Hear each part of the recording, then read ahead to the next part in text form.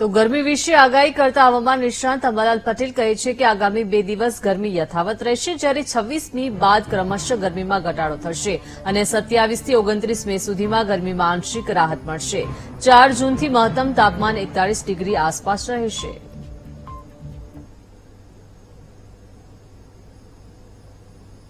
પણ હજી 24 અને 25 મે 2 દિવસ સુધી રાજ્યની અંદર તાપમાન છે ઊંચું જોવા મળશે।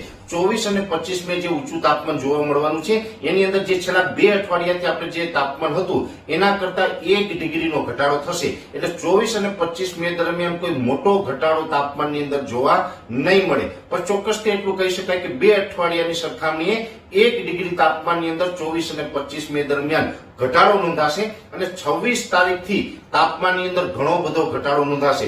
26 તારીખથી લઈને 30 મે 2024 નું જે આ રાઉન્ડ છે એ સમયગાળા દરમિયાન તાપમાનની અંદર 4 થી લઈને 5 ડિગ્રીનો ઘટાડો નોંધાય તેવી શક્યતાઓ છે।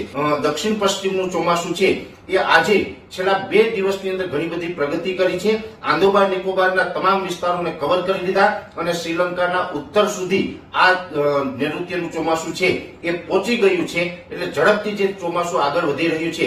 બંગાળની ખાડીની અંદર અત્યારે એક લો પ્રેશર છે અને આ લો પ્રેશર સાયક્લોન સુધી જવાનું છે। જો કે એ લો પ્રેશર છે એ પશ્ચિમ બંગાળ અથવા તો બાંગ્લાદેશ ઉપર લેન્ડફોલ કરશે અને એની અસર છે ગુજરાત ઉપર ખાસ નથી થવાની, પણ ચોક્કસથી એટલું કહી શકાય કે એ જે સાયક્લોન છે ઝડપથી આગળ નીકળી જશે એટલે ચોમાસું છે એ પણ ધીમે ધીમે ઝડપથી આગળ વધશે